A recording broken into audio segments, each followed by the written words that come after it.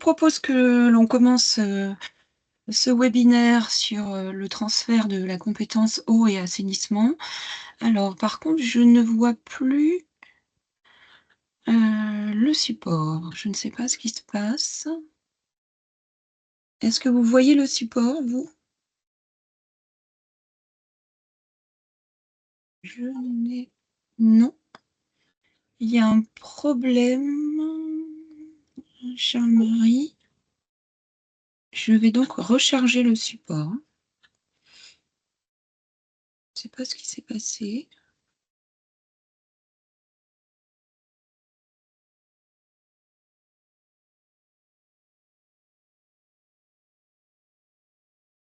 Je recharge le support, hein, de manière à ce que vous l'ayez bien. Remplacer. Charles-Marie, il faudrait que tu remettes ton micro et que tu reprennes la main sur le support.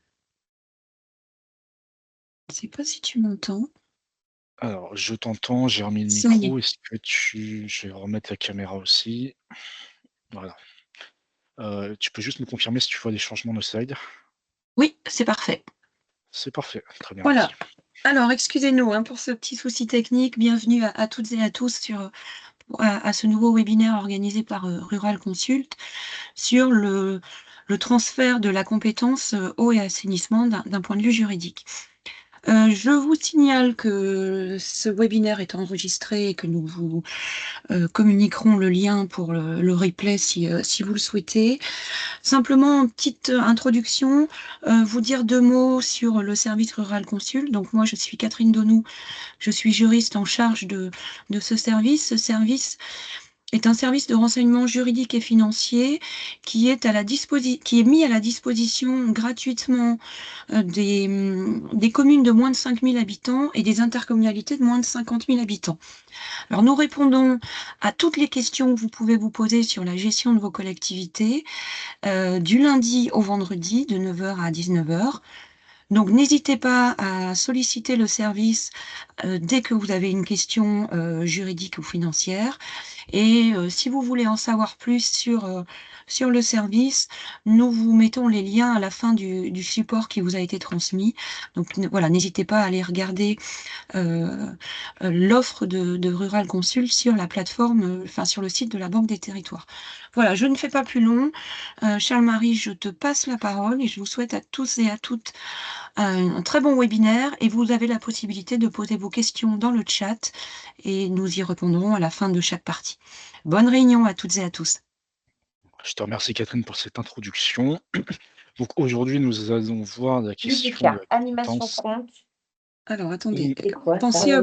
pensez à couper vos micros s'il vous plaît. Vas-y. ouais, merci. Donc merci pour ton introduction. Aujourd'hui, nous allons voir la question de la compétence eau et assainissement et comment réussir le transfert de celle-ci du point de vue juridique.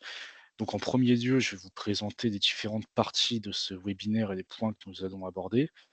Premièrement, ce sera l'étendue de la compétence eau et assainissement. Concrètement, de quoi parle-t-on en termes de compétences? On évoquera le calendrier du transfert et l'historique législatif, pardon, ainsi que la fin du transfert obligatoire qui a été annoncé très récemment par le nouveau gouvernement, ainsi que les implications de cette fin finalement. Ensuite, nous verrons ensemble la mise en œuvre concrète du transfert de la compétence. Concrètement, comment celle-ci va se faire pour les communes qui le feront, les hypothèses de délégation et de restitution de cette compétence, les conséquences en cas de transfert de compétences sur les biens, sur les contrats ainsi que sur le contentieux, et la question de la tarification qui peut parfois être un peu complexe et contentieuse. Ensuite, nous verrons le sort des structures intercommunales, à la fois les hypothèses de maintien et les hypothèses de dissolution, puisqu'il y aura des conséquences, notamment pour les syndicats. Nous verrons également les difficultés anticipées, notamment sur la gestion des biens, mais aussi sur la communication à avoir auprès des administrés. Et enfin, je vous mettrai et je vous montrerai des outils et des accompagnements qui pourront vous aider.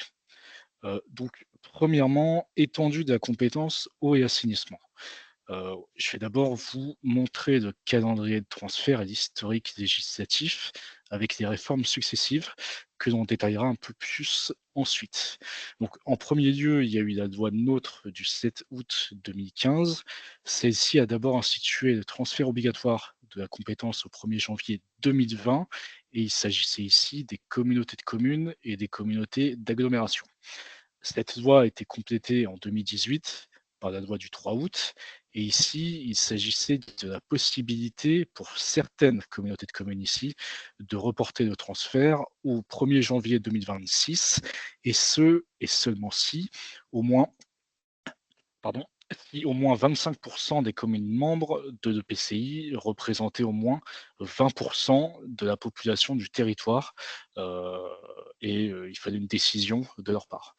Ensuite, prochaine loi, c'était la loi Engagement et proximité, bien sûr, de 2019, où l'article 14, finalement, prévoyait les possibilités, les hypothèses de délégation de compétences, notamment pour exercer cette même compétence à une commune ou bien un syndicat.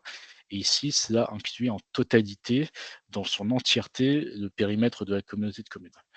Enfin, on a eu la loi 3DS du 21 février 2022, article 30, qui ici a maintenu le transfert obligatoire au 1er janvier 2026 pour les communautés de communes, mais il y a également ajouté certaines mesures d'assouplissement. Cela dit, et c'est la surprise finalement, qui a suivi le remaniement ainsi que la nomination d'un nouveau gouvernement. C'est d'abord l'annonce en septembre du nouveau Premier ministre Michel Barnier sur la fin du transfert obligatoire de la compétence.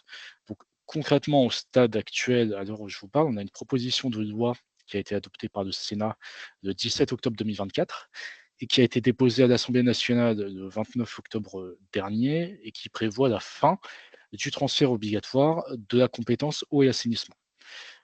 Donc si l'on revient en détail sur ces évolutions, on aura la loi NOTRe, et l'intention du législateur finalement en 2015, c'était de promulguer finalement le transfert de ces compétences à compter de 2020, mais certaines difficultés évidentes sont apparues finalement et ont été, rencontrées par des collectivités. Ces difficultés ont été prises en compte par le législateur, donc avec le report institué par la loi de 2018 jusqu'à 2026, qui était la nouvelle échéance.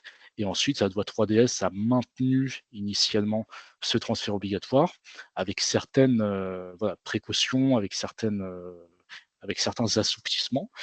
Si l'on revient sur l'intention du législateur, c'était notamment de viser la rationalisation et la mutualisation de la gestion de l'eau et de l'assainissement en France, avec, donc une mutualisation, une mise en commun à la fois des ressources ainsi que des compétences au niveau intercommunal, puisque le législateur, dans les études initiales, considérait que l'échelon intercommunal était le plus pertinent pour exercer cette compétence du fait de moyens supérieurs, matériaux, humains, par rapport aux communes. Et c'est justement, voilà, cet échelon intercommunal qui a été choisi initialement parce que des investissements importants, substantiels, étaient nécessaires et une expertise technique pointue, détaillée, une spécialité sur ce point-là, était mieux à même d'exister dans l'intercommunalité plutôt qu'à l'échelon communal et à justifier, selon des instigateurs finalement de la loi, le transfert de ces compétences à l'échelon intercommunal. Cela dit, si l'on revient du, heu, sur la fin de l'obligation de transfert, donc c'est la surprise finalement de cet été, c'est l'engagement du nouveau Premier ministre Michel Barnier, qui est de supprimer l'obligation de transfert des compétences eau et assainissement aux intercommunalités, qui était initialement prévue le 1er janvier 2026. Donc cette proposition s'est concrétisée, s'est matérialisée par une proposition de loi qui a été votée au Sénat et qui visait à assouplir la gestion de ces compétences eau et assainissement et qui a été adoptée en procédure accélérée le 17 octobre dernier par le Sénat donc. Ce qu'il faut préciser, c'est que lors de ces discussions, cela aurait même pu aller plus loin finalement, puisque un amendement avait été proposé sur la rétroactivité, mais a été retiré pendant les débats.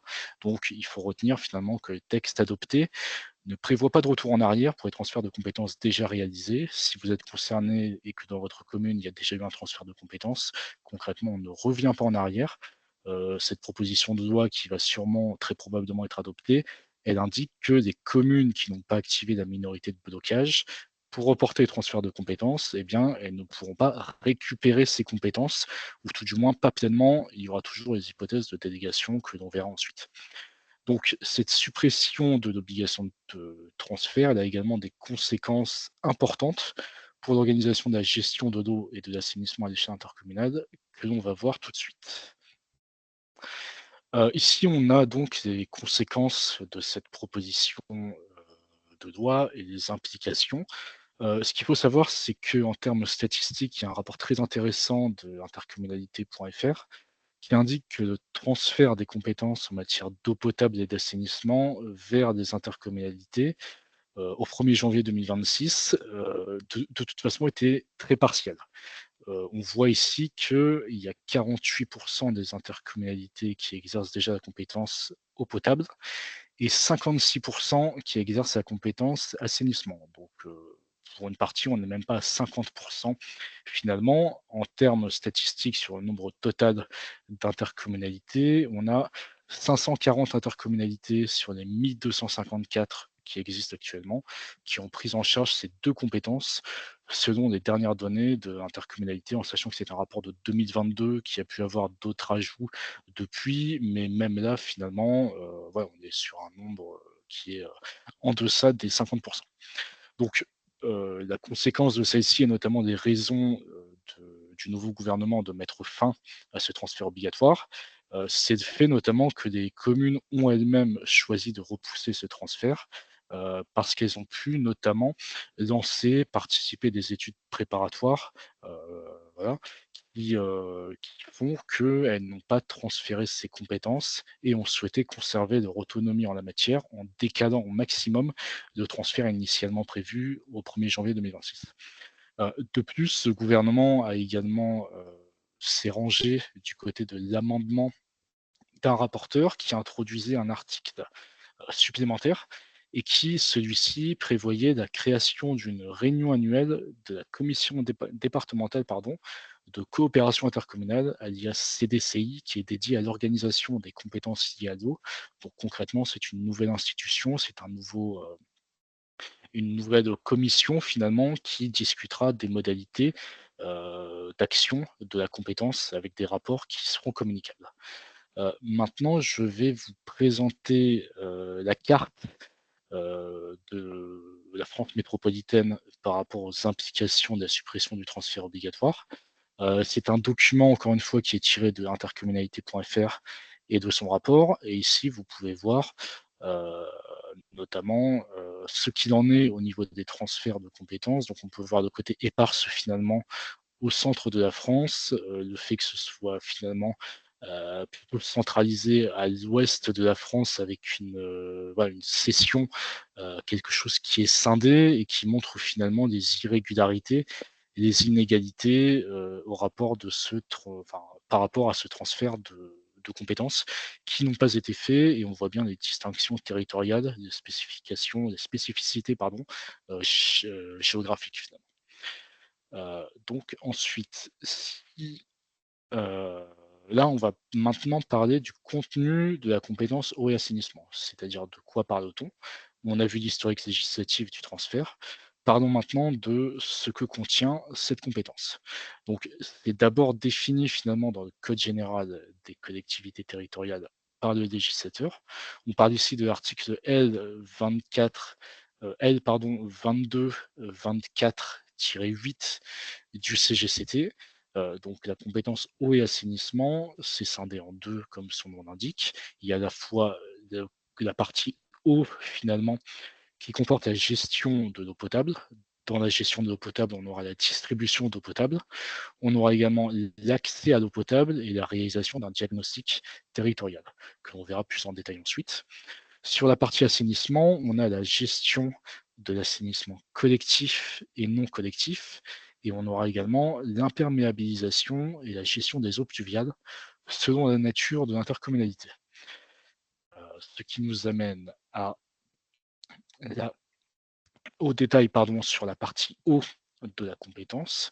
Donc la partie eau, elle est finalement, assez importante, assez substantielle puisque dans cette compétence, on aura l'obligation d'établir un schéma de distribution. Ce schéma de distribution, il porte sur l'eau potable et il a plusieurs, aspects. Il a un rôle qui est délimité. Donc l'intérêt de ce schéma, c'est à la fois de préciser, de délimiter les zones qui sont desservies par le réseau et dès lors de définir des endroits, des territoires qui seront, concernés finalement par cette obligation de desserte. Ce qui fait que et ce qui a pour conséquence que l'autorité compétente en matière de distribution d'eau potable, eh bien, elle devra prendre en charge des mesures qui seront considérées comme nécessaires pour garantir ou pour améliorer l'accès de chaque personne à l'eau, cette eau qui est destinée à la consommation humaine, ici un renvoi au Code de la santé publique. De plus, l'autorité compétente devra effectuer un diagnostic territorial dont on vient de parler. Ce diagnostic territorial est, prévu à l'article L 2224-7-2 du CGCT si vous souhaitez la référence et ce diagnostic a pour objet de recenser les individus qui n'ont pas accès, pardon, à l'eau potable ou qui auraient un accès insuffisant et d'identifier les causes de cette situation, de ces manquements finalement. Donc une fois que ce diagnostic est réalisé, les autorités compétentes devront agir bien sûr, au regard de ce diagnostic. Donc cette action, elle se divise en plusieurs points, c'est notamment l'identification et l'évaluation des opportunités d'amélioration de l'accès à l'eau pour les personnes concernées. Concrètement, quels sont les problèmes? Heu, Comment les évaluer quantitativement et qualitativement? Et comment agir finalement pour aider les personnes concernées à avoir un meilleur accès? Ensuite, la mise en œuvre au plus tard 3 ans après la réalisation de ce diagnostic, pardon, donc il y a tout de même un calendrier, une fois ce diagnostic effectué, qui est de 3 années pour agir. Et ici, l'autorité compétente va décider de mesures qui sont techniquement réalisables et adaptées à l'urgence de la situation et également à la spécificité territoriale du document.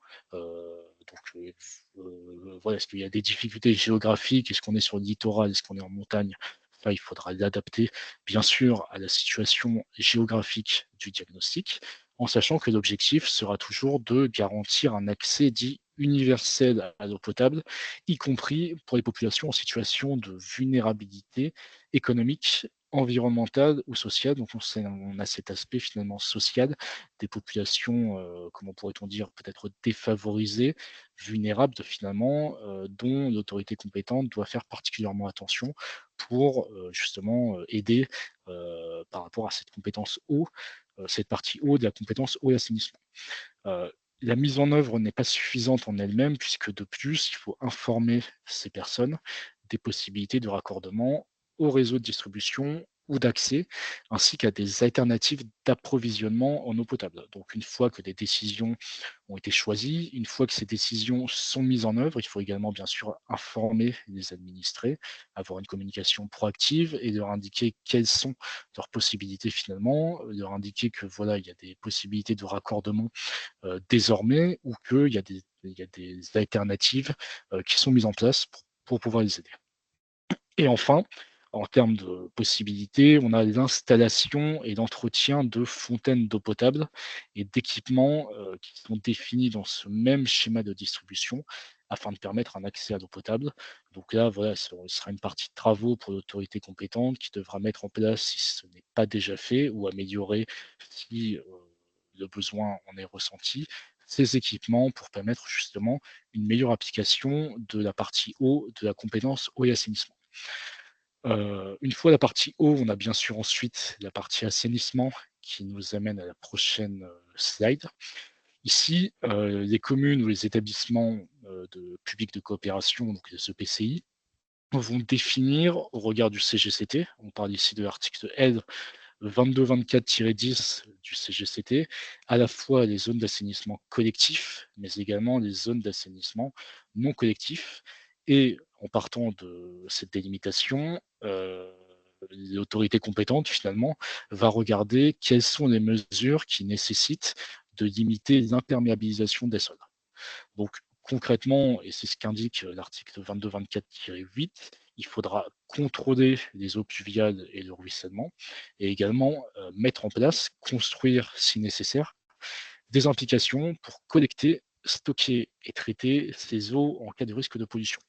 Donc c'est une implication tripartite, on a la collecte, on a le stockage et on a le traitement qui seront nécessaires pour cette partie de la compétence assainissement. De plus, la compétence en assainissement va inclure le contrôle des raccordements au réseau public, assainissement collectif, et ainsi que les installations d'assainissement non collectif via des SPANC. Donc, une distinction là encore qui est importante, en sachant que, il faut le savoir, le contrôle des raccordements est obligatoire lors de tout nouveau raccordement ou modification des conditions existantes. Donc, c'est une obligation supplémentaire à vérifier pour l'autorité compétente et un contrôle qui devra être fait.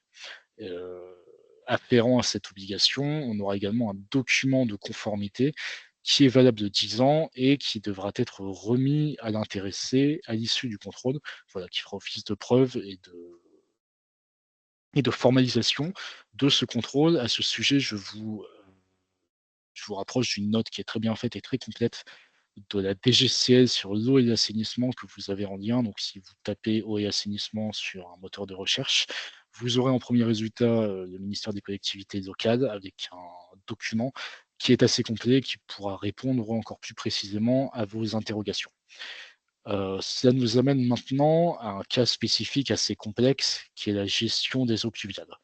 Donc il y a beaucoup de doutes sur ce point-là. Est-ce que ça fait partie de la compétence? Si oui, quels EPCI sont concernés, quels EPCI ne sont pas concernés? Ou est-ce que ça ne fait pas du tout partie de la compétence? Là, concrètement, il faut procéder par, comment dire? Par institution, par type d'EPCI. Donc concrètement, on va d'abord parler des métropoles et des communautés urbaines.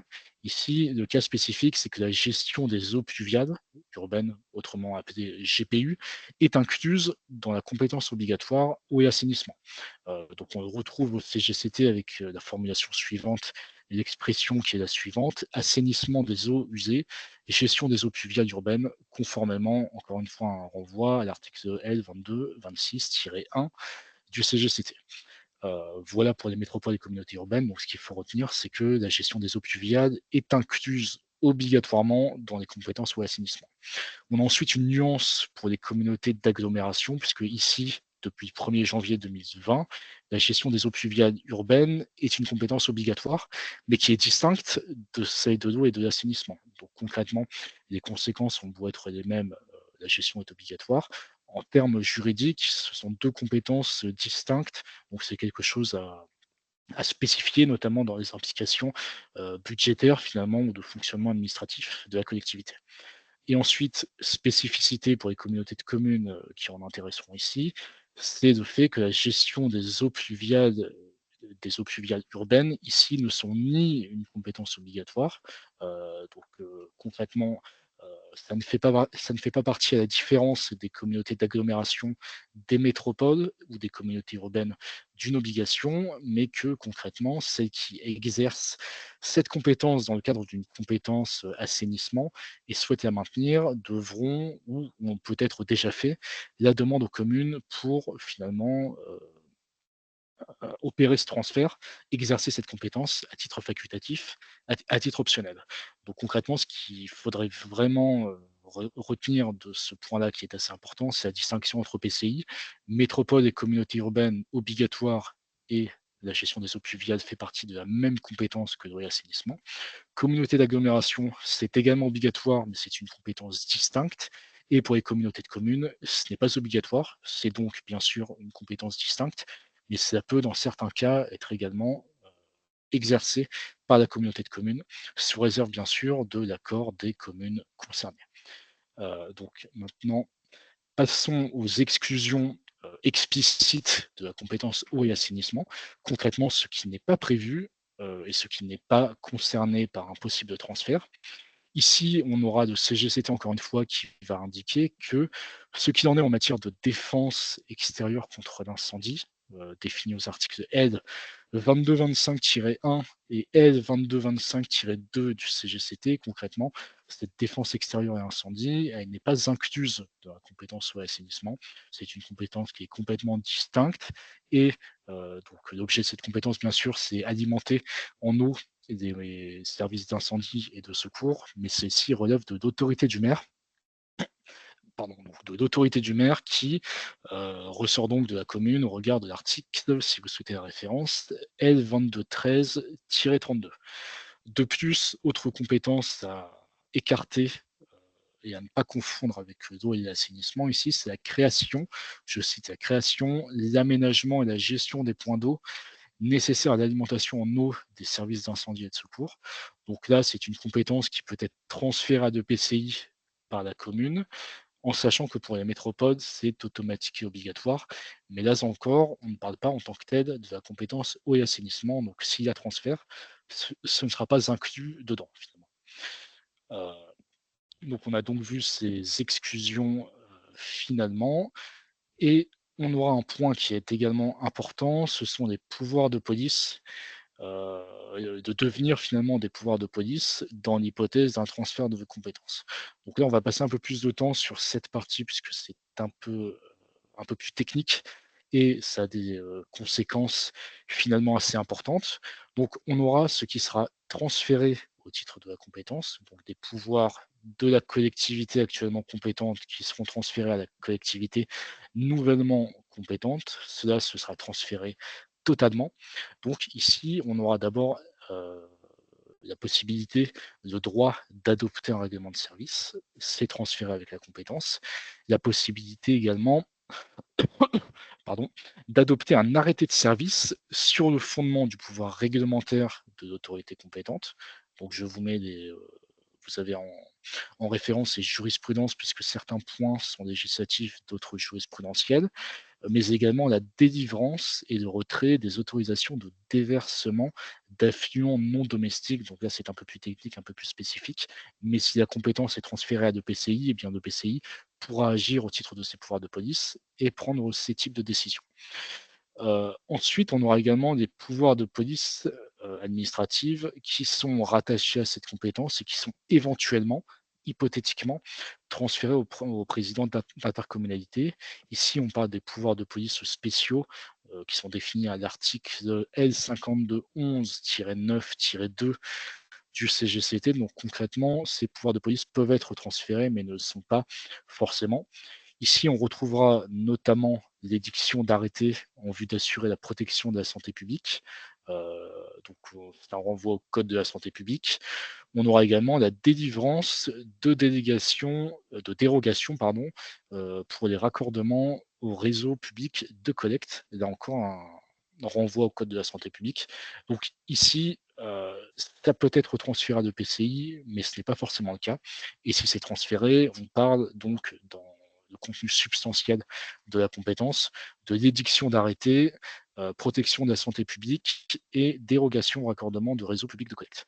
Et dernier point, ce sont les pouvoirs de police administratifs généraux qui relèvent ici exclusivement du maire et qui, quoi qu'il arrive, resteront de la compétence du maire. Donc là, il n'y a pas de transfert du tout, quel que soit le devenir de la compétence eau et assainissement.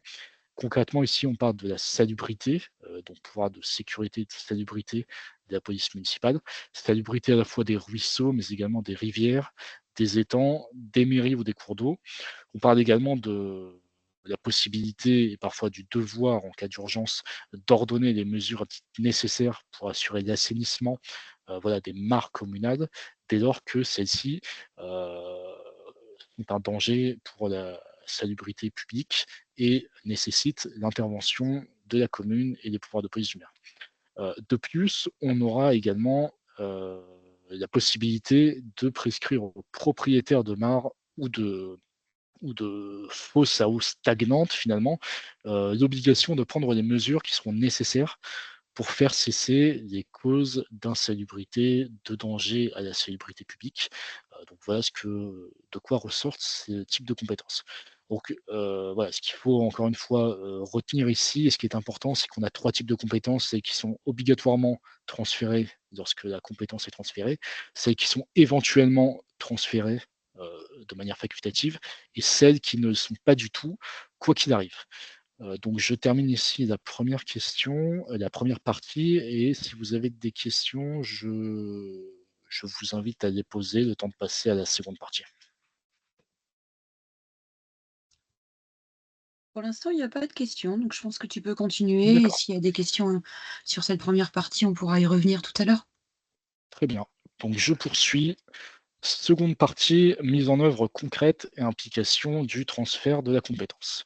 Donc ici, de quoi parle-t-on finalement en cas de transfert de la compétence? C'est notamment bien sûr le dessaisissement, pardon, des communes de cette compétence. Donc ça paraît évident, mais en pratique, qu'est-ce que cela concerne, pardon? Donc c'est le fait que, il faut rappeler bien sûr qu'un EPCI n'a pas de compétences générales, mais ne peut exercer les compétences qui y sont explicitement transférées ou bien par la loi ou bien par ses communes membres et qui doivent être mentionnées dans ce cas dans ses statuts. Ce qui fait qu'il n'y a pas de transfert tacite de compétences, qu'il faut un acte législatif ou finalement, comment pourrait-on dire, conventionnel entre les communes et le PCI et une décision claire, formelle des parties. Donc concrètement, en cas de transfert, ça implique que si le PCI devient compétent, eh bien la commune ne l'est plus par principe, elle est dessaisie complètement, totalement et définitivement par principe de cette compétence, comme l'indique le Conseil d'État, et que, en conséquence de cause, la commune n'exercera plus cette compétence et ne pourra pas non plus agir économiquement en termes de subvention pour l'exercice de cette même compétence. Par ailleurs, ce qu'il faut retenir, c'est qu'elle ne pourra pas non plus transférer cette compétence à un autre PCI, à moins qu'on soit dans une situation très spécifique qui est de retrait de l'EPCI auquel cette commune appartient. Donc ça, c'est le principe, c'est dessaisissement de la commune. Concrètement, celle-ci n'est plus compétente dans l'hypothèse d'un transfert, qui nous amène à l'exception, c'est la possibilité de délégation aux communes. Donc une fois que le PCI est compétent, ça ne veut pas dire que la commune ne pourra plus agir, mais ça veut dire qu'il faudra une délégation de la part de l'EPCI aux communes ou à une commune en particulier, qui lui permettra finalement d'agir de nouveau sur l'objet de cette compétence. Donc en termes législatifs, de quoi parle-t-on? Ici, c'est le CGCT qui discute de ces hypothèses. On part de l'article L 5214-16 du CGCT, donc, qui prévoit qu'une communauté de communes pourra, par convention, déléguer la totalité ou une partie de ses compétences en matière d'eau et d'assainissement, ainsi que la gestion des eaux pluviales, ce que l'on a vu précédemment, pardon, à l'une de ses communes membres, en sachant que cette délégation peut également être effectuée en faveur d'un syndicat intercommunal à la condition qu'il existe depuis le 1er janvier 2019 et qu'il soit inclus dans le périmètre de la communauté de communes. Donc voilà, première possibilité de délégation, en sachant que ces compétences déléguées restent exercées au nom et pour le compte de la communauté de communes délégante. Donc quel que soit l'exercice de cette compétence, celle-ci sera toujours faite au nom de la communauté de communes. C'est le principe finalement de la délégation. Et celle-ci pourra concerner l'intégralité de la compétence ou seulement une partie. Donc on peut imaginer un transfert de l'eau de l'eau et de l'assainissement, et éventuellement de la gestion des eaux pluviales urbaines si les collectivités sont concernées par ce point-là. En sachant qu'elle peut encore une fois s'appliquer ou bien à l'ensemble du territoire de l'EPCI, ou bien une portion seulement.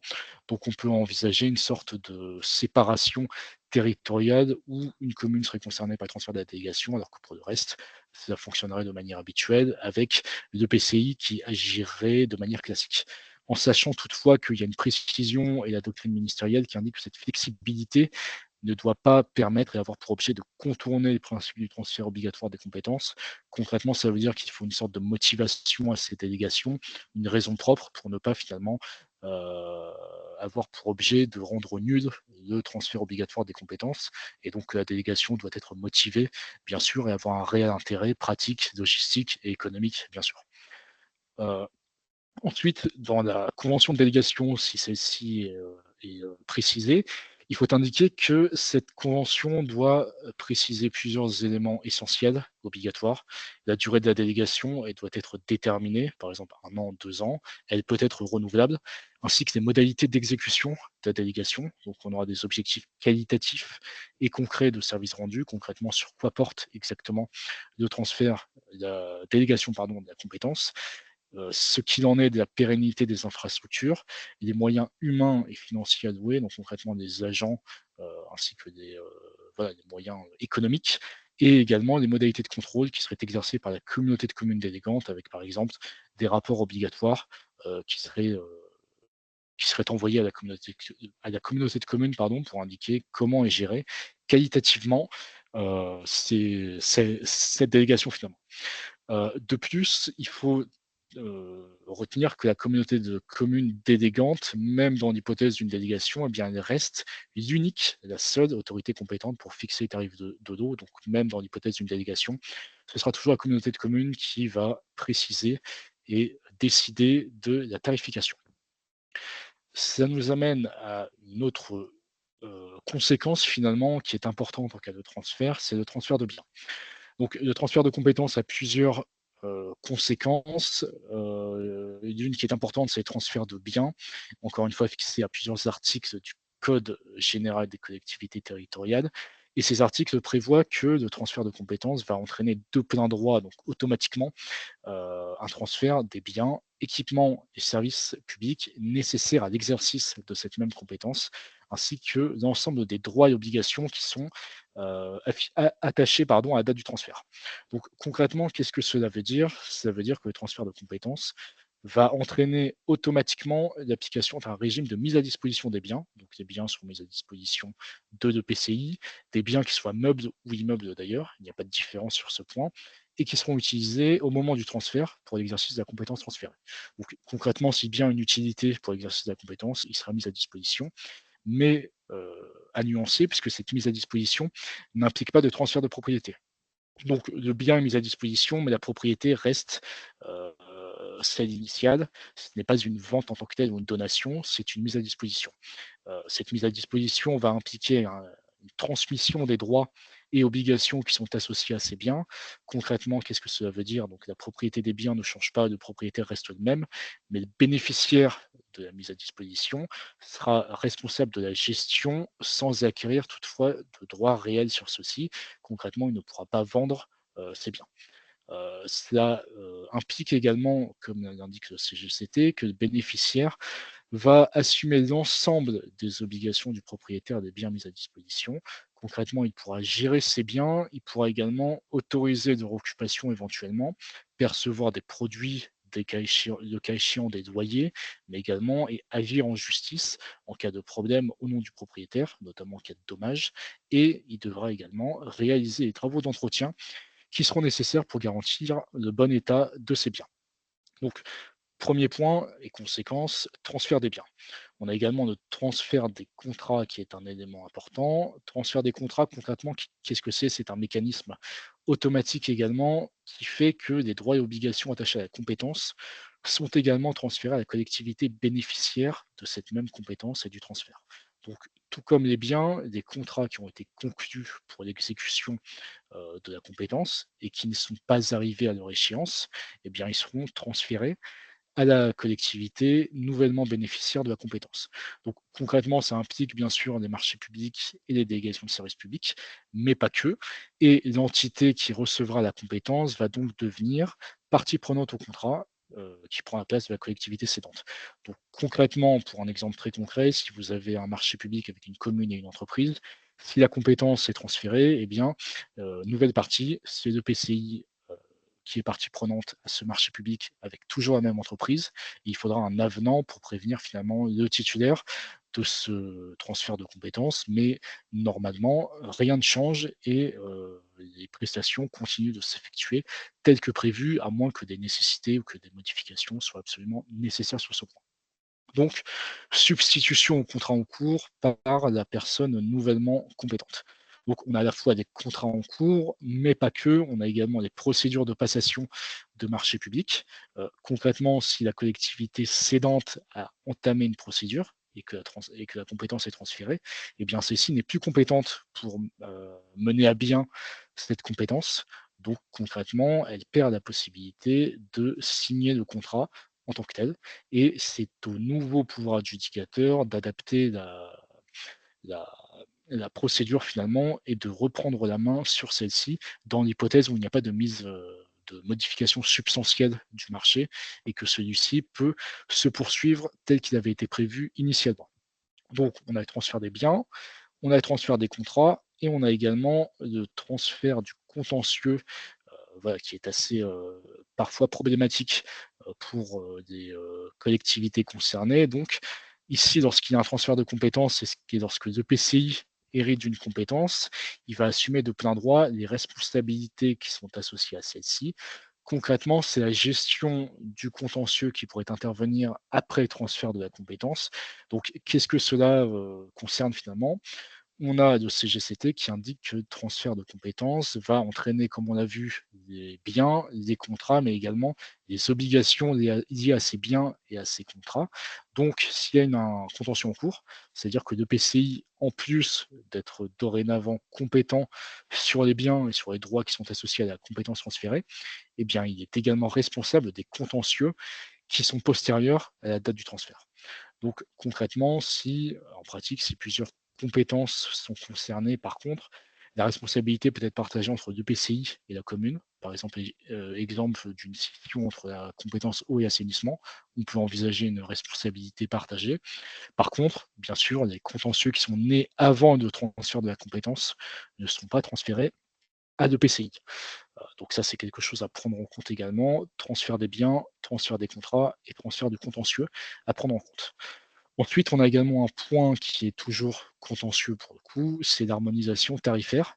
Je vous propose ici un focus jurisprudentiel, sur ce qui est demandé et ce qui est possible de faire. Donc on a une note d'information du ministère de l'Intérieur qui indique que, l'exercice des compétences ou assainissement, il sera attendu des collectivités qu'elles s'efforcent, dans un délai raisonnable, d'harmoniser les tarifs afin de s'assurer du respect du principe d'égalité des usagers devant le service public. Donc, première difficulté, on n'a pas de définition du délai raisonnable. Donc, si le problème se pose au contentieux, ce sera tranché sous l'appréciation du juge administratif, en l'attente finalement d'une note ou pourquoi pas d'un décret qui préciserait concrètement de quoi parle-t-on en termes de délai, en sachant que même si l'objectif est le principe d'égalité, il existe une exception à ce principe qui est qu'on peut accepter des discriminations tarifaires entre usagers qui peuvent être justifiés dans certaines situations ou bien alors ici c'est cumulatif, donc ce sont les 3 conditions, c'est une disposition législative, concrètement la loi le prévoit, des spécificités liées aux conditions d'exploitation du service. Concrètement, vous avez une situation tellement particulière qui fait que vous devez, appliquer des tarifs différenciés selon les usagers ou des nécessités d'intérêt général. Ici, c'est un peu plus large et un peu plus, risqué en termes de contentieux puisque bien sûr cette définition n'est pas définie exhaustivement. Si on prend un exemple, connu, de la part du Conseil d'État, c'est, Conseil d'État, 26 juillet 1996, le Conseil d'État confirme et valide une discrimination tarifaire entre usagers de 2 zones d'une même commune, lorsque justement les spécificités rendent, différente l'application de ce service et plus complexe, les organisations pardon, de ce service. Donc, on pourrait avoir une zone A, une zone B, avec une zone A qui paierait un tarif plus cher parce que justement, l'organisation de cette compétence est plus complexe dans cette même zone A, notamment parce que en termes géographiques ou techniques ou logistiques. Et si la motivation est suffisante et suffisamment concrète, et bien dans ce cas, on pourrait justifier d'une discrimination tarifaire et d'une différence de prix entre usagers, alors même que l'objectif est le respect du principe d'égalité. Après, ça reste à manier avec prudence, parce qu'en termes jurisprudentiels, il y a souvent des contentieux sur ce point, et il arrive assez régulièrement que le juge administratif considère comme inadapté pardon, ou irrégulière la discrimination tarifaire, car pas suffisamment motivée, donc c'est quelque chose à prendre en compte. C'est possible, mais seulement sous réserve de ces conditions bien précises qui doivent être justifiées. L'une des conséquences, c'est également de ce transfert, c'est également le mode de gestion. Concrètement, on a à la fois la gestion directe. La gestion directe concrètement, c'est la collectivité qui exploite directement elle-même son service public et va assumer avec ses moyens humains et financiers la responsabilité de l'exploitation, de l'entretien de cette même exploitation, des installations ainsi que la facturation et la gestion de la relation clientèle. Donc concrètement, elle peut toujours faire appel à des prestataires externes, par exemple à des marchés publics pour des tâches spécifiques, mais c'est toujours elle qui gérera directement ce service. On sera dans l'hypothèse d'un régime de régie, et cette exploitation sera faite à ses propres frais et risques, en sachant que la collectivité ici va percevoir directement les redevances sans intermédiaire. On a ensuite l'hypothèse d'une délégation de service public. Concrètement, la délégation de service public, c'est un type de contrat de la commande publique où la personne publique va confier la gestion d'un service public à un délégataire, en sachant qu'il y aura une part de risque que devra assumer obligatoirement ce délégataire, ce qui est la distinction finalement entre marché public et délégation de service public. Et ce délégataire va notamment se rémunérer sur les résultats qui seront obtenus dans l'exploitation de ce même service. Donc concrètement, dans cette hypothèse, le délégataire est peut-être chargé ou bien de gérer le service, mais également de construire des infrastructures ou d'acquérir des biens qui seraient nécessaires à son bon fonctionnement. Donc on peut envisager une sorte de délégation de service public quasi totale finalement, qui prévoirait tous ces éléments. De plus, il est possible de recourir à des modes de gestion qui sont différenciés par un même territoire ou un même service en fonction des besoins spécifiques et des contextes locaux. Concrètement, il y a une obligation d'harmonisation des tarifs, comme on l'a vu au regard du principe d'égalité, mais il n'y a pas d'obligation en tant que telle d'harmonisation des modes de gestion. Donc, on pourrait avoir un système pluriel avec une régie ou des délégations de services publics, en sachant par contre que ces modes de gestion différenciés doivent être exercés avec précaution puisque une harmonisation des tarifs peut exiger en pratique une harmonisation des modes de gestion pour une cohérence et une équité dans la prestation du service. Concrètement, qu'est-ce que cela veut dire? C'est respecter le principe d'égalité. Donc, on a vu qu'il y avait une exception, c'est la discrimination tarifaire possible seulement sur certaines conditions très précises avec une motivation particulière. Mais que si ces conditions ne sont pas respectées, il faut respecter le principe d'égalité et donc ne pas avoir de conséquences finalement malheureuses pour les administrés qui seraient victimes, d'une tarification, inégale par rapport à des administrés d'une autre partie du territoire. Donc je vous ai présenté ici la partie sur, les conséquences concrètes, du transfert de la compétence. Donc on a ces possibilités de délégation, même en cas de dessaisissement de la commune, les conséquences sur les transferts de biens, de contrats et de contentieux, l'harmonisation tarifaire ainsi que le choix du mode de gestion. Ça nous amène à notre troisième partie qui porte sur le sort des structures intercommunales dans l'hypothèse d'un transfert de compétences. Concrètement, qu'advient-il de ces structures intercommunales? On va ici faire un focus sur le cas des syndicats. Donc ici, ce que je vais vous présenter, ça provient d'une FAQ du gouvernement qui est extrêmement complète sur concrètement les hypothèses et les réponses finalement pour le devenir des syndicats en cas de transfert de la compétence eau et assainissement. Donc, première hypothèse, c'est le cas d'un syndicat qui est compétent en matière d'eau et d'assainissement et qui serait situé sur le territoire d'une seule communauté de communes. Donc, imaginez un syndicat, mais qui est situé sur le territoire d'une seule communauté de communes, donc la situation la plus classique. Syndicat compétent en matière d'eau et d'assainissement. Et bien ici, le gouvernement indique que la loi 3DS donc de 2022 permet de déroger à la dissolution normalement automatique des syndicats lorsque ceux-ci sont entièrement inclus dans le périmètre d'une communauté de communes en vertu du transfert obligatoire de ces compétences. Donc c'est une dérogation et ça indique que ce syndicat pourra être maintenu toutefois sous réserve d'une délégation de gestion à condition que la communauté de communes concernée n'adopte pas de délibération contraire. Donc, en pratique, il faudra l'accord de la communauté de communes et des accords entre élus finalement pour décider du maintien de ce syndicat. Et le maintien de ce syndicat, eh bien, sera justifié cette délégation de gestion qui sera subordonnée à la signature d'une convention de délégation entre le syndicat et entre la communauté de communes. Et en termes de délai, cette convention devra être conclue et validée dans un délai d'un an. Notons que la décision de maintenir ou non le syndicat et de transférer la gestion au syndicat ne relève pas de la compétence des conseils municipaux, mais bien de la communauté de communes. Donc là, les communes n'ont pas leur mot à dire en tant que telles, c'est la communauté de communes qui décidera du devenir du syndicat. Deuxième hypothèse ici, prenons l'hypothèse d'un syndicat compétent en matière d'eau et d'assainissement, comme la première hypothèse, mais cette fois différence. Ce syndicat est situé sur le territoire de deux communautés de communes. Donc pas une seule, mais deux communautés de communes en termes géographiques. Eh bien, là encore, ces deux communautés de communes, peuvent décider, si besoin en est ressenti, de maintenir le syndicat en place. Mais là, il y aura une spécificité technique, c'est le fait qu'elles pourront se substituer pardon, à leurs communes membres au sein du syndicat en recourant finalement au mécanisme bien connu de représentation-substitution qui est prévu dans le CGCT.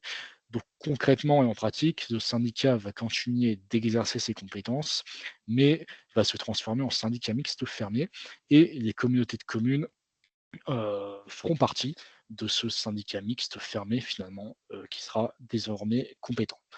De plus, on aura l'hypothèse et l'impact de la représentation en cas de maintien du syndicat. Donc, qu'advient-il finalement des délégués syndicaux, des élus? Concrètement, le gouvernement indique que dans cette hypothèse, dans ce scénario, la communauté de communes va mettre en place finalement euh, et va prendre la place des communes membres du syndicat. Donc concrètement, la communauté de communes deviendra leur représentante, le représentant des communes membres au sein de ce dernier, de ce syndicat. Donc, en pratique, quelles conséquences? C'est notamment le fait d'avoir des statuts du syndicat qui devront être modifiés pour réaliser cette nouvelle forme de représentation. Donc, il y aura une modification statutaire qui sera obligatoire pour acter finalement, formaliser cette modification, cette nouvelle représentation. En pratique, encore une fois, toutefois, ni les compétences du syndicat, ni son périmètre d'intervention ne seront modifiés. Il faudra seulement acter la modification de la représentation et le syndicat continuera d'exercer les mêmes compétences pour le compte de ses membres. De plus, on aura également une conséquence sur l'impact sur la nature juridique du syndicat intercommunal, donc ici l'hypothèse d'un syndicat intercommunal. Prenons l'hypothèse d'un syndicat initialement constitué en tant que syndicat intercommunal d'eau et d'assainissement et qui devient un syndicat mixte fermé suite à cette substitution. Pardon. Donc, dans cette hypothèse, ce syndicat initialement intercommunal, qui est devenu un syndicat mixte fermé, eh bien, il aura pour conséquence d'entraîner la cessation de mandat des délégués représentant auparavant les communes. Donc, fin de mandat pour les élus concernés qui représentaient, qui étaient de ces communes et qui représentaient ces communes dans le syndicat. Et donc, la communauté de communes va devoir désigner ses propres représentants pour siéger au syndicat en nombre équivalent à celui des délégués des communes avant la substitution. Donc si vous aviez 10 délégués de communes, la communauté de communes va devoir désigner 10 représentants de sa propre communauté de communes pour finalement substituer cette représentation. En termes de désignation, d'élection finalement, ces délégués communautaires seront choisis parmi les conseillers communautaires ou parmi tout autre conseiller municipal d'une commune membre de la communauté de communes. Donc en termes de choix, c'est un peu plus large. Ce n'est pas forcément un conseiller communautaire, mais ça doit être un conseiller municipal d'une commune membre de cette communauté de communes. Donc voilà sur l'hypothèse de maintien des syndicats, sur l'impact de la représentation en cas de maintien du syndicat ou sur l'impact sur la nature juridique d'un syndicat intercommunal. Prenons maintenant l'exemple de l'hypothèse de dissolution d'un syndicat, puisque le maintien et la dérogation, on peut très bien penser et indiquer que la communauté de communes finalement souhaite conserver la compétence, qu'elle n'a plus besoin du syndicat et que dans cette hypothèse, le syndicat donc n'exercera plus cette compétence et la dissolution peut être la conséquence de cette absence de délégation. Concrètement, qu'est-ce que cela veut dire? C'est que si la communauté de communes décide d'assumer directement ses compétences relatives à l'eau et à l'assainissement, il y aura une dissolution du syndicat. En pratique, qu'est-ce que cela veut dire? C'est que cette dissolution va être prononcée par un arrêté préfectoral. Donc ici, le représentant de l'État dans le département, le préfet va devoir agir.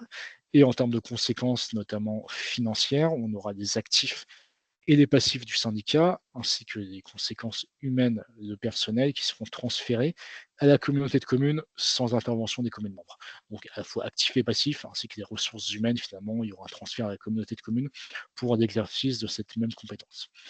Donc la dissolution du syndicat, c'est une procédure assez lourde qui doit être préparée en amont, euh, au moins en général 4 ou 5 mois, voire 6 mois avant sa mise en œuvre pour préparer les conséquences de ce transfert, en sachant que le comité syndical va se réunir pour approuver ses modalités de liquidation. Donc, le comité syndical va lui-même approuver sa liquidation avec les modalités de celle-ci. Et cette délibération sera ensuite notifiée aux communes membres qui devront adopter à l'unanimité les conditions de liquidation pour le devenir de ces passifs et de ces actifs. S'agissant du transfert de personnel, petit passage, il s'agit ici euh, d'un transfert de personnel qui s'effectuera selon des modalités spécifiques. Concrètement, le personnel sera directement transféré à la communauté de communes et sera mise à disposition si certaines fonctions sont transférées. On aura ici un processus similaire qui s'appliquera lorsque la compétence est précédemment exercée par une commune. Donc, quoi qu'il en soit, il y aura un transfert de personnel sur ce point dans l'hypothèse d'une dissolution. Ce qui nous amène ici à l'hypothèse, par contre, où la convention de délégation existe, dans l'hypothèse d'un maintien du syndicat. Donc, imaginons que le syndicat se maintienne, la convention reste au syndicat. Concrètement, il faut une convention de délégation. Qu'est-ce que doit préciser cette convention de délégation? C'est le fait, notamment obligatoirement, on en a parlé un peu plus précédemment, mais ici on va l'évoquer en détail. Il doit y avoir la durée de délégation. Celle-ci doit être limitée dans le temps et ne peut pas être illimitée. Donc, on peut la renouveler, mais on ne peut pas indiquer dans la délégation que la convention de délégation est illimitée. Il faut obligatoirement une durée, même si on pourra la renouveler ensuite. Il faudra ensuite des objectifs qualitatifs de services rendus, notamment sur la pérennité des infrastructures. Concrètement, on peut donner des objectifs aux syndicats sur tel ou tel point. On aura également des indicateurs de qualité qui permettent de suivre la performance du service, donc un suivi permanent finalement, et des modalités de contrôle exercées par la communauté délégante. Ici, ça rentre dans les indicateurs de qualité et les objectifs de qualité, mais on peut envisager par exemple des visites physiques voilà, sur les sites pour voir comment ça se passe. Et la convention devra également prévoir les moyens humains et financiers qui seront alloués à l'exercice de la compétence déléguée. Ici, les agents publics de la communauté de communes pourront notamment être mis à disposition du syndicat conformément aux règles de droit commun. Donc on peut envisager des mises à disposition d'un fonctionnaire, par exemple, de la communauté de communes au syndicat pour exercer cette compétence.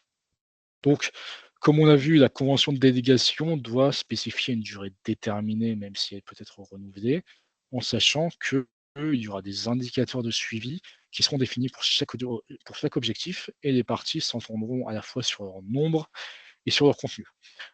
Donc voilà sur ce point les implications finalement de ce transfert de compétences. On a l'hypothèse de maintien du syndicat si la compétence reste au syndicat. On a l'hypothèse de dissolution du syndicat si la communauté de communes souhaite, heu, souhaite conserver, cette compétence et on a, l'hypothèse de la convention de délégation avec ce qu'il faut préciser, les moyens humains et financiers qui seront transférés. Donc je vois une question de monsieur Rubin. A-t-on une idée de la date d'examen à l'Assemblée nationale de la proposition de loi du 17 octobre 2024? Alors, elle a été transmise à l'Assemblée nationale, donc le 29 octobre dernier. Ça a été validé au Sénat le 17 octobre dernier. Pour l'instant, c'est toujours en cours, donc à l'heure, enfin, à ce moment même, ce n'est pas encore examiné. J'imagine que c'est l'actualité par rapport à la loi de finances qui donne la priorité à ces questions purement budgétaires, purement fiscales, mais ça devrait, ce sera obligatoirement de toute façon, décidé avant la fin de l'année, mais nous n'avons pas encore de date sur ce point. Donc voilà, malheureusement, ça c'est toujours, il y a rarement de date, prévue, définitivement sur ce point, mais ça devrait être normalement décidé et officialisé dans les jours à venir. Si vous souhaitez, n'hésitez pas à rappeler notre service rural consult pour avoir des nouvelles, voilà, sur une sorte de veille que l'on peut faire pour vous indiquer les lois qui ont été passées sur ce point ou s'il y a eu des nouveautés, voire des modifications, comme ça on pourra vous informer sans problème. Donc voilà sur ce point. Ensuite, je vais vous présenter les difficultés à anticiper dans l'hypothèse d'un transfert. Donc voilà, parce qu'un transfert de la sorte qui implique des compétences telles que l'eau et l'assainissement, c'est toujours assez complexe. Il faut être proactif, il faut anticiper, des possibles mécontentements de la part d'administrés finalement, qui ne comprennent pas forcément ce qui se passe. Donc reprenons ici, les tarifs et les risques contentieux. On a vu initialement qu'il n'y avait pas de définition précise, du délai, heu, indiqué comme raisonnable pour l'harmonisation des tarifs de l'eau potable et de l'assainissement. Donc les communautés de communes doivent, converger vers ce délai, vers ce tarif, harmonieux dans un délai raisonnable, sans savoir de quoi il est question. Alors l'avantage, c'est que ça leur offre une certaine latitude, un peu plus de temps qu'un délai extrêmement précis, par exemple mi-2025, ou fin 2025.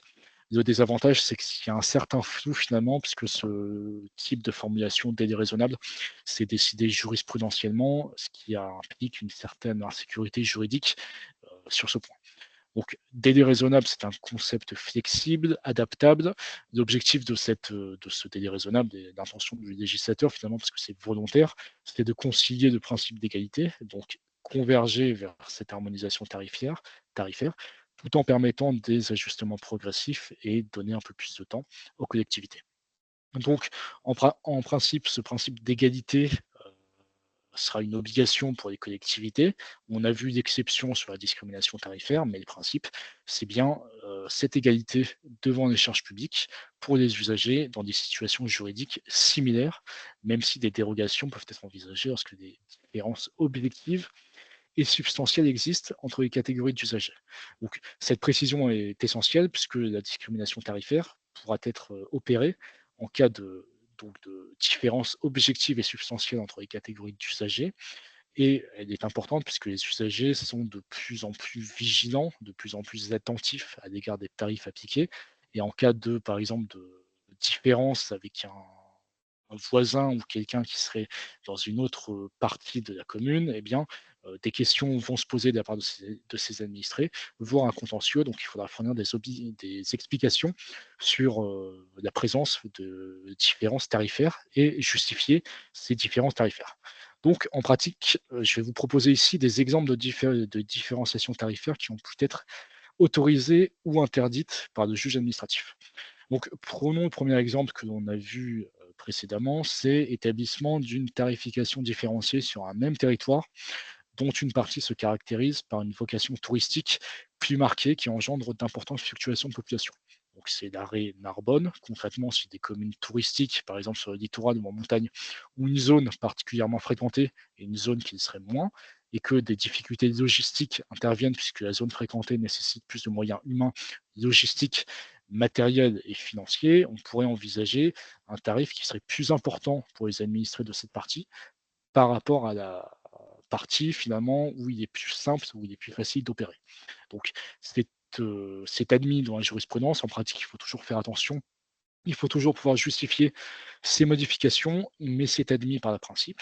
Heu, Ce qui est, également autorisé, c'est la possibilité, ici en matière d'assainissement, de mettre en place des tarifs différenciés sur 2 portions du territoire, ici pour des motifs géographiques. Donc ici, c'était des différences de relief qui nécessitent des investissements qui sont beaucoup plus coûteux sur une partie du territoire.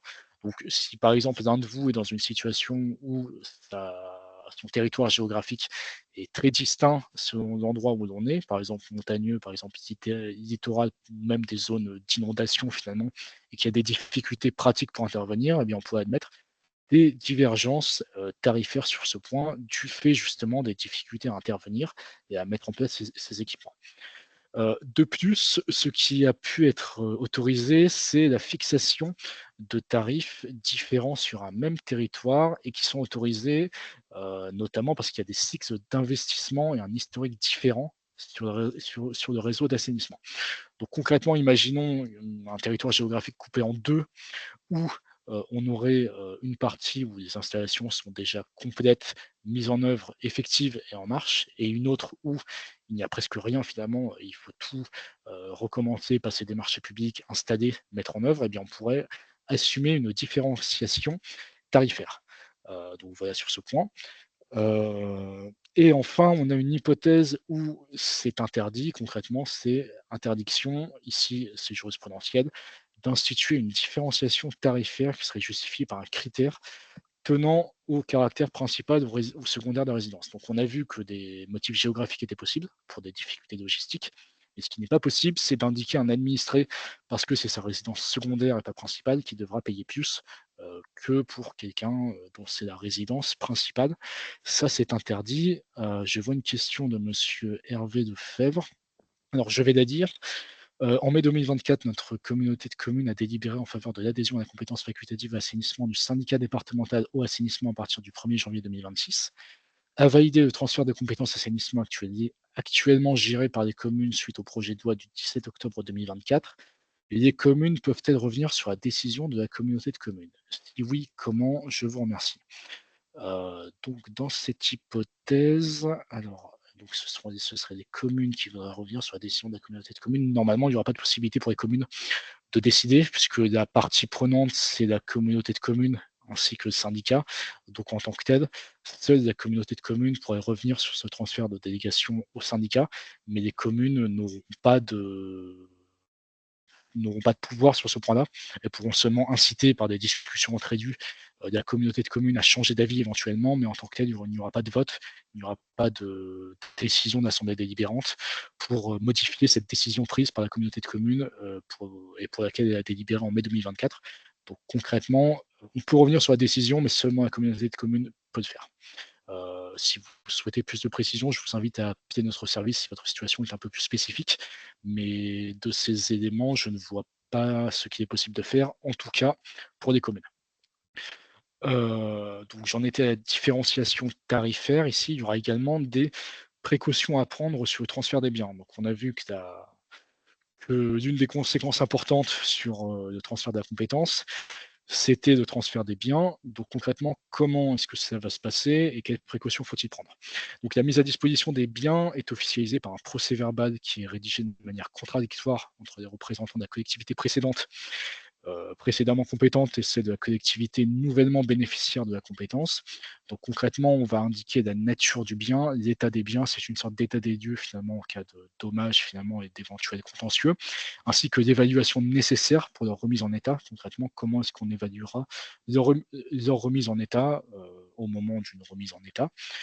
Donc il faut savoir que si jurisprudentiellement ce procès-verbal n'est pas obligatoire et n'empêche pas la mise à disposition des biens, il est quand même très fortement recommandé pour éviter des contentieux entre collectivités et notamment pour, voilà, discuter ensemble de l'état des biens pour qu'il n'y ait pas une personne publique, qui indique que des biens ont été abîmés, mais qu'elle n'ait pas de preuves sur ce point-là parce qu'il n'y a pas eu de procès-verbal. Donc c'est important pour les 2 parties, pour la communauté qui transfère la compétence et celle qui reçoit la compétence.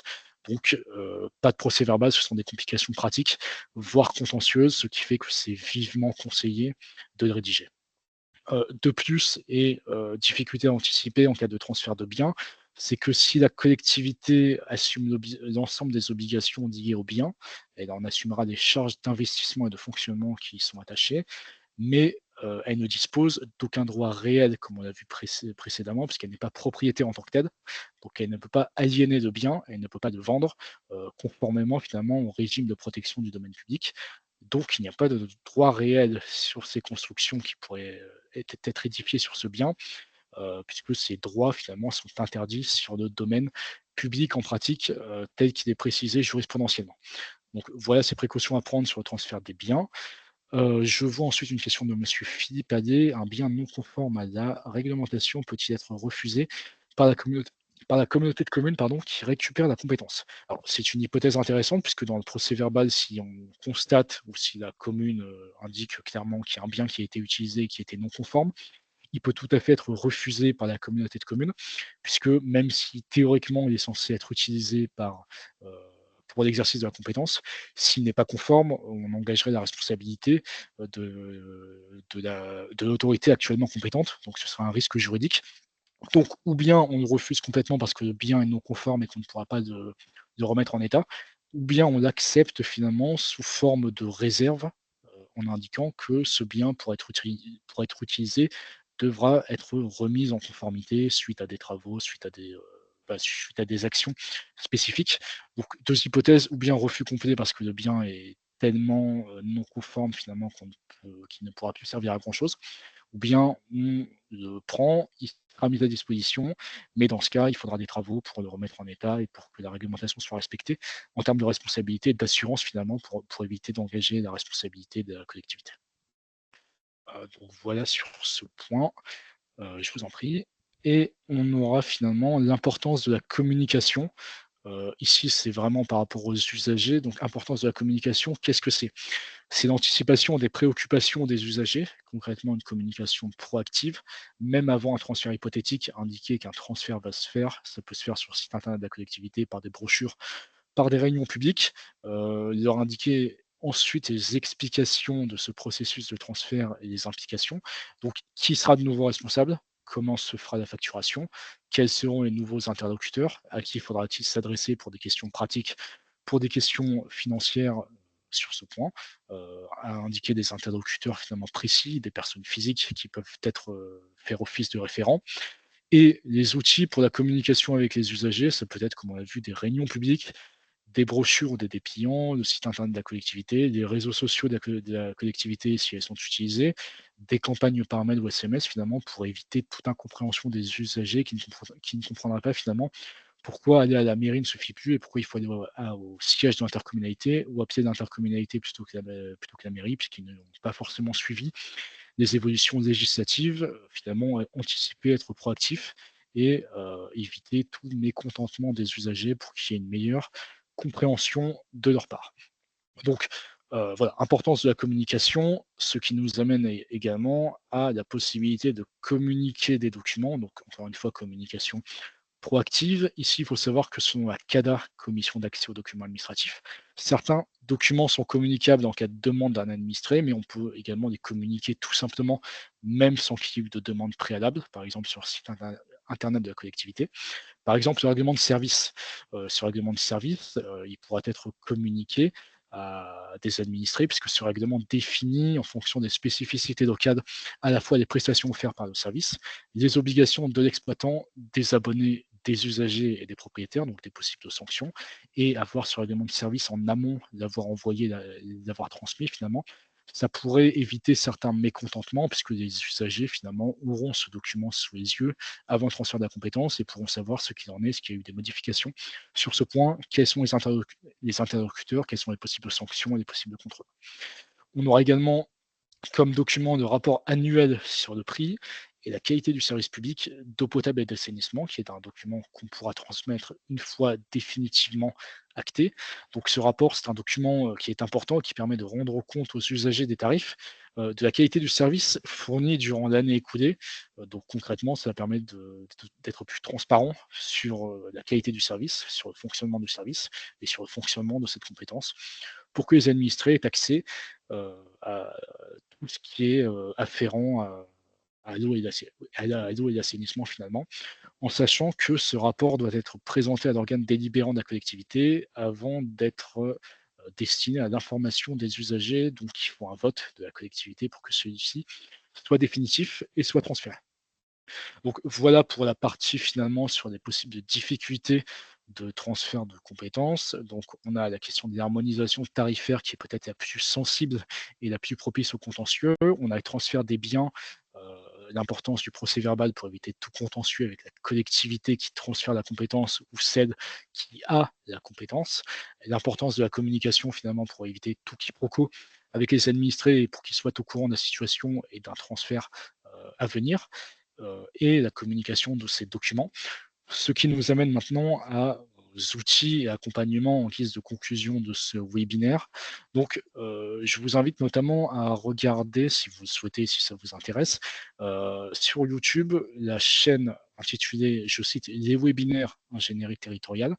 Il y a un webinaire qui est intitulé «Comment réussir le transfert, cette fois du point de vue financier», donc d'un de nos collègues, webinaire très complet. Ici, ce n'est pas le point de vue juridique, mais le point de vue financier, notamment par rapport à la collecte et aux implications financières. Pardon. Donc même avant les modifications, indiquées par Michel Barnier, ce webinaire est toujours, d'actualité et pourrait vous intéresser si vous êtes concerné par ce transfert de compétences. Voilà, pour avoir plus de précisions sur ce point-là. Et voilà, une présentation également en guise de conclusion de notre service. Donc on a à la fois, Rural Consult, le service d'information juridique par téléphone, mais on a également toutes les propositions auprès des collectivités, donc de conseils, de finances, de sécurisation d'actes et vous pouvez contacter votre interlocuteur, en direction régionale sur le site indiqué ci-dessous. Donc vous tapez sur internet Banque des territoires, direction régionale et vous pourrez contacter, un interlocuteur finalement si vous avez besoin par exemple d'un prêt financier, si vous avez un projet particulier ou finalement toute question par rapport à l'organisation, au fonctionnement de votre collectivité. Et je vous présente finalement, notre service Rural Consult comme l'a fait, Catherine dans son introduction. Donc concrètement, certaines questions, si vous en avez d'autres, si d'autres vous viennent en tête après la fin de ce webinaire, eh bien, vous pouvez, nous appeler au 09 70 808 809. pour des questions peut-être un peu plus approfondies ou qui vous viendraient à l'esprit. Donc 09 70 808 809, mais également par mail sur le site internet banquedetterritoires.fr. Il y a un espace rural consult où vous pouvez poser une question écrite dans la rubrique contact. Voilà, vous voyez ci-dessous les conditions d'accessibilité du service. Donc, commune de moins de 5 000 habitants et intercommunalité de moins de 50 000 habitants. Donc voilà sur ce point. Je ne sais pas si vous avez encore des questions. Je n'en vois pas. Catherine, je ne sais pas si tu es encore là. Si, si, il nous reste Oui, quelques minutes, donc je propose qu'on attende 2-3 minutes s'il y a des questions et sinon, on clôturera le webinaire. Et n'hésitez pas, hein, comme on a encore un petit peu de temps, ou bien si vous n'avez pas de questions et comme vous l'a, suggéré Charles-Marie, vous pouvez tout à fait, appeler le service dans les jours ou les semaines qui viennent, voilà, n'hésitez pas. c'est ça. Je ne vois pas de questions qui arrivent. Avec ça, je vous en prie.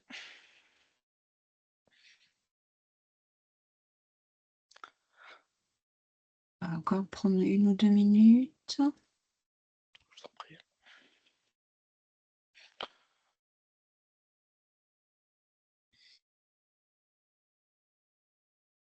Donc, comme il a été dit, Rural Consult, ça peut être sur le thème de l'eau et de l'assainissement, mais ça peut être des questions en marché public ou en urbanisme ou ou d'autres domaines finalement. Alors je vois une question de madame Donguet, j'avais une question, vous avez parlé d'une FAQ gouvernementale en début de propos. Peut-on avoir des références s'il vous plaît? Alors, si vous appelez, je pourrais vous la transmettre par mail. Je vais essayer de vous la retrouver tout de suite avec les références. Comme ça, vous pourrez la retrouver. Alors,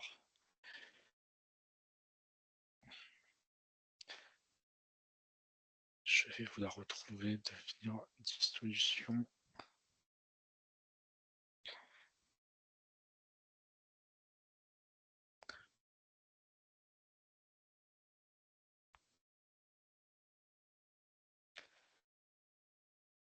Alors là, je l'ai pas sous les yeux, je ne retrouve pas directement. Attendez, je vais regarder Alors ce ça. qu'on peut, vous proposer peut-être madame Donguet, c'est de joindre, Rural Consult dans l'après-midi ou Ouais, demain ce sera plus simple.